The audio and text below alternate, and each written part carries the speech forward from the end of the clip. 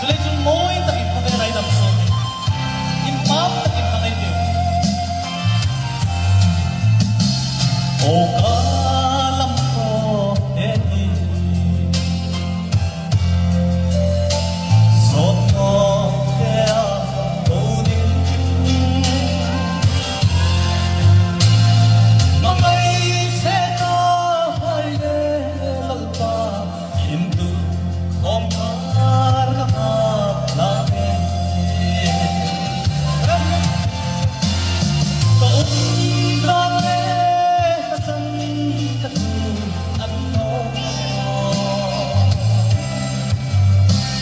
Inkim chunga kulay tutu ano danin naler atin.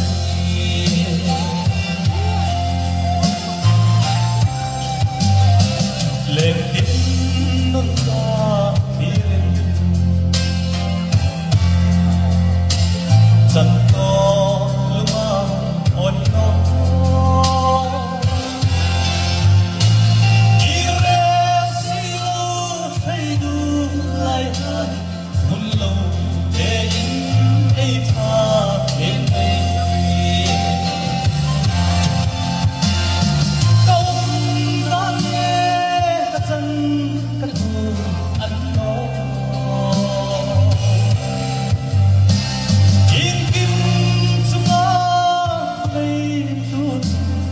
Ano, darling,